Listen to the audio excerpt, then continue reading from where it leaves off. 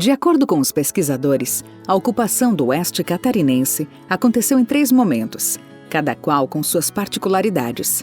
A indígena, até meados do século XIX, a do caboclo, que a sucedeu e miscigenou-se, e a da colonização, caracterizada pela vinda de imigrantes de origem alemã, italiana e polonesa, sobretudo do Rio Grande do Sul.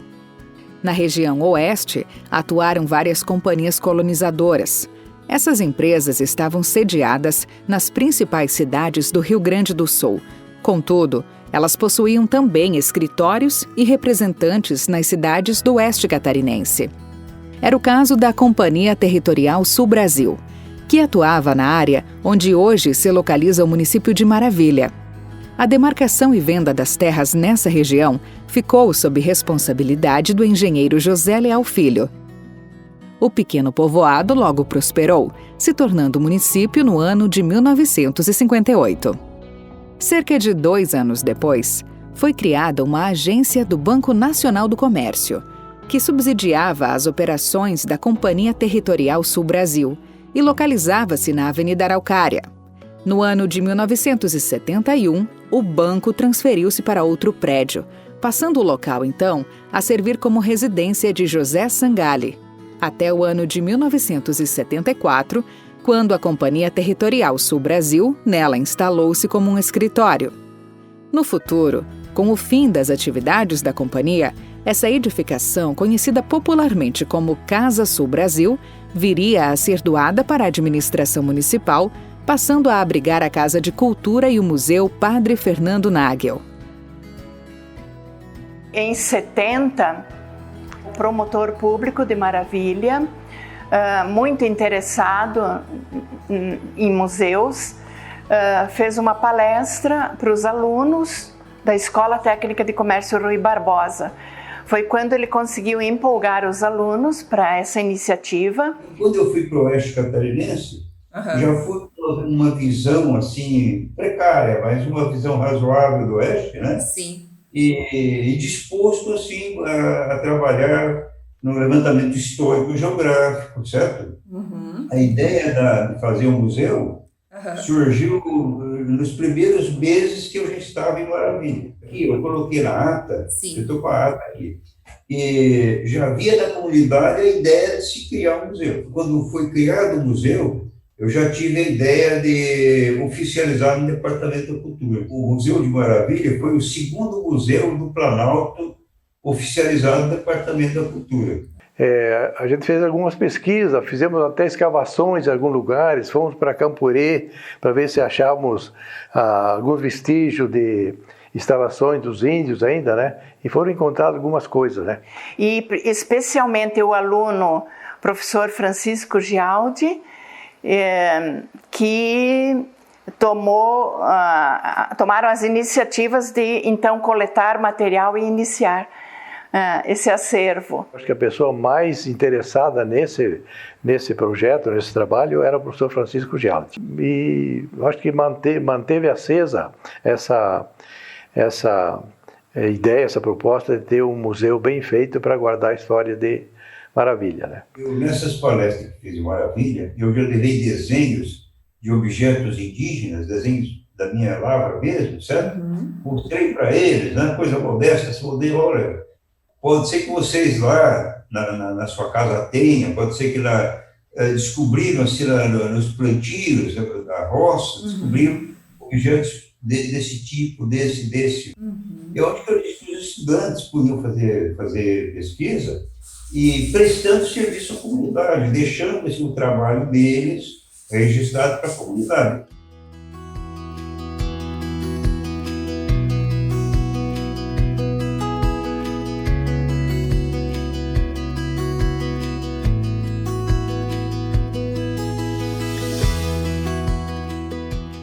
Aí veio a questão do nome, vários nomes, isso, aquilo, tal e tal. E eu sugeri, digo, olha, mas o padre Fernando está aí também, ele tem uma história bonita de vida. E aí concordaram dar o nome do padre Fernando.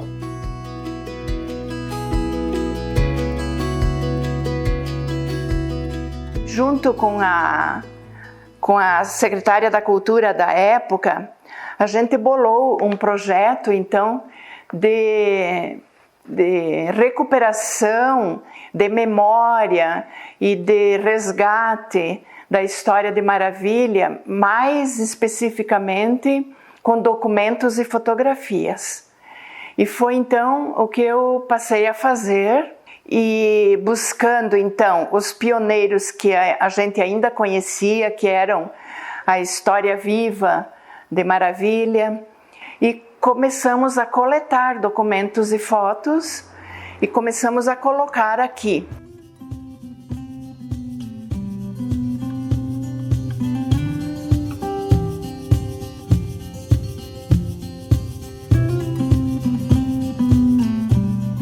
Fiz um projeto de lei para tombar aquele prédio histórico exatamente para preservar o prédio na sua arquitetura original. Não pode ser destruído e não pode ser também modificado. Por isso a importância do tombamento. Tudo que tinha no museu me interessou porque fazia parte da história dos primeiros pioneiros que aqui chegaram em Maravilha. Então sempre tive muita atenção pela preservação da história e da cultura do município de Maravilha também. Em 2003 foi feito um projeto de restauração bem grande com a parceria do Núcleo de Turismo de Maravilha, que fez uma campanha para arrecadar fundos para ajudar. Então, graças a esta parceria foi feita esta restauração e o prédio foi reinaugurado na ocasião. Quando eu cheguei, o Departamento de Cultura funcionava aqui junto a essa casa que hoje abriga o museu e que também na época já abrigava o museu, onde tinha uma sala que funcionava o Departamento de Cultura, então da qual eu estava vinculada naquela época. Por ser um equipamento tombado aqui no nosso município, então a gente começou a fazer todo esse estudo, esse mapeamento, e a gente começou então esse trabalho de restauro aqui nessa edificação, e em 2016 a gente fez uma reinauguração. Foi feita uma repaginada aqui no nosso museu com exposições itinerantes, com temas específicos de exposições. Tudo isso acabou dando uma visão diferente do nosso museu. E a casa, como é um equipamento, né, diferenciado do museu, precisava realmente de todo esse cuidado.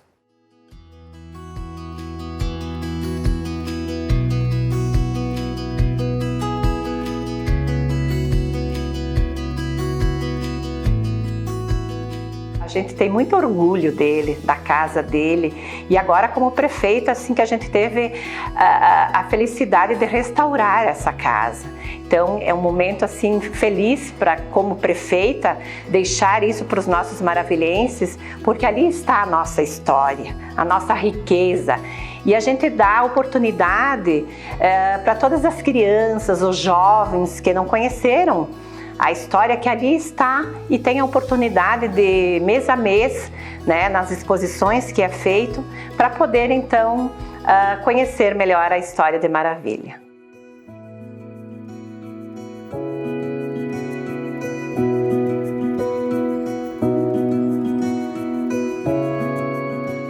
José Alberto Barbosa, quando chegado a Maravilha e ainda não tendo moradia, ficou hospedado alguns meses no antigo Hotel Krug. Das recordações sobre essa fase de sua vida, surgiram anotações sobre a Casa Sul Brasil e sobre a paisagem local da época. Diz ele: quando cheguei em Maravilha, em 10 de fevereiro de 1969, já funcionava no prédio a agência do Banco Nacional do Comércio. Era então um prédio singelo, construído em madeira, paredes externas em tábuas horizontais, como típico em Maravilha e mais comunidades oestinas. Atrás do edifício se descortinavam lotes não construídos até o pé de uma colina.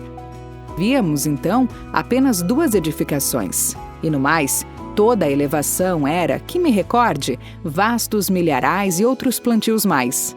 Ao fundo, pontificava ainda restos da mata de araucária.